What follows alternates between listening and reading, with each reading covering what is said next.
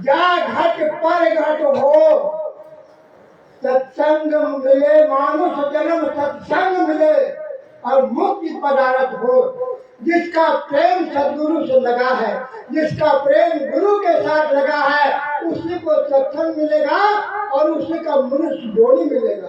याद रखिए, जो सत्संग में बैठता है, जो सत्संग सुनता है, जो सत्संग कराता है, अगर मरने के बाद भक्ति में कमी होगी तो उसको मनुष्य देव मिलेगा, क्योंकि फिर उसको भजन करने आना होगा।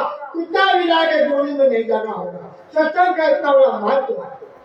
सत्संग से बड़ा न कोई पूजा है, न कोई पाठ है, न कोई त्योहार है, न कोई यज्ञ है। आपने सुना होगा, आपने देखा होगा, कितने यज्ञ लोग करते हैं। होम लकड़ी और धूप अगरबत्ती जला जला के मूर्ति बना बना के सब करते हैं। तो क्या होता है, उस यज्ञ से धुआं आकाश में होती है, वायुमंडल ठीक होता है, वर्षा होती है, अन्न का फसल होता है। तो ये कहते क्या, ये धर्म है। लेकिन सत्संग में क्या होता है मालूम है? सत्संग में धर्म भी होता है और ज्ञान होता है।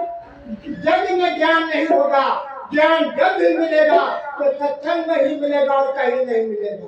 इसलिए सत्संग का महत्व बहुत बड़ा है। इससे बड़ा इस धरती में कोई है नहीं। आपसे एक बात हम पूछते हैं, अच्छा क्या जरूरत था हम लोग को जन्म देने का मालिक को? क्या खर्ची घटा था क्या भगवान को जो ये आदमी बनाया?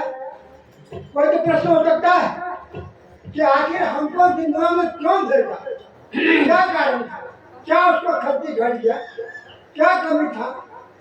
तो इस पर विचार यदि आप करेंगे तो आपको यही निष्कर्ष निकलेगा कि मनुष्य का देह परमात्मा को याद दिलाने के, परमात्मा को जानने के लिए बनाया। कि संसार में जाओ और तुम भजन भगवान का करा करके हमारे घर का भजन करा के हमारे घर में आने का रास्ता लोगों को बताओ। इसके लिए संत का चुनाव हुआ। आज लगे संसार में घर घर गिरा रहा, संत न होते जगत में तो जल जाता संसार, आज संसार नहीं रहता। ये संतों का महत्व है। आज तो हम लोग बैठे हैं, यह गुरु की कृपा।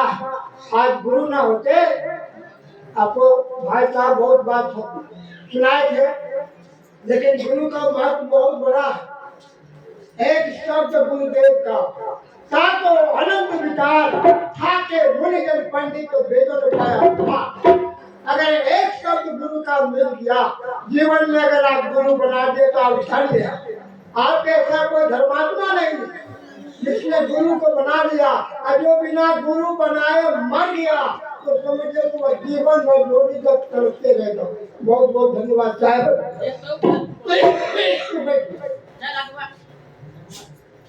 इसलिए यह जीवन जानते हैं ना कितना दिन का है?